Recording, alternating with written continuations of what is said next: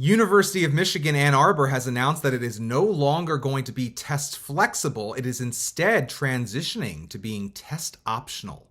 My name is Craig Meister. I'm a college admissions coach. You can learn more about me and how you can work with me one-on-one throughout the entire college admissions process on my website, collegemeister.com. At the start of the pandemic, University of Michigan went test flexible, which basically meant that they would be willing to look at whatever scores you wanted to share. This included not just SAT or ACT, it also included IB, AP, and even PSAT. But as other very selective colleges like Yale and Dartmouth and MIT and Georgetown have solidified themselves as being test required institutions, Michigan has now announced in early 2024 that it is going to go from test flexible to test optional. And what that basically means in English is that they will no longer require the SAT or ACT over the long term. But if you're going to submit a standardized test, it needs to be the SAT or ACT.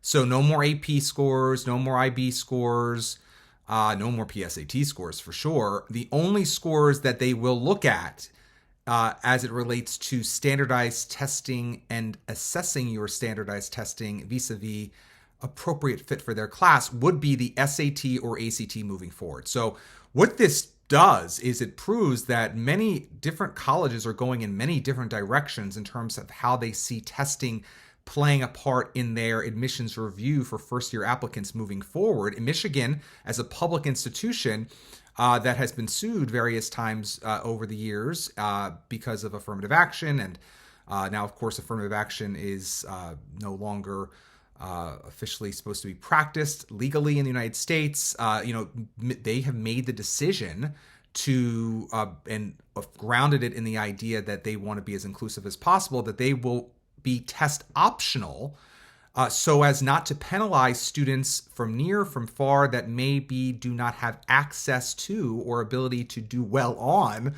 the SAT or ACT. But they would still love to see your SAT or ACT score. And if you're a strong student, you should submit your SAT or ACT score. So it's sending multiple messages all at once. And that's just one university. Of course, there are schools like the UCs and Caltech, which as of this recording are test blind or test free, which means even if you get a perfect score in the SAT or ACT, they're not going to look at it. And then there are now schools, of course, like Dartmouth, Yale, MIT, Georgetown, the UFs, Florida State schools, FSU, etc., Georgia Tech, Georgia, Tennessee, that are now test required again for the 2024-2025 admission cycle and into the future. And there will be more bifurcation in the coming days and weeks, but this does not help clarify matters. You can't have a shorthand of what schools do X and what schools do Y vis-a-vis testing, because they do all different things now. And it looks like different colleges are choosing to march to the beat of different drummers as it relates to whether or not to emphasize testing, de-emphasize testing, and which type of testing. Even Yale is saying that they are particularly interested in seeing one of four test scores, SAT, ACT, IB final scores, or AP actual earned scores, whereas Dartmouth is basically saying they would like to see SAT or ACT or national testing.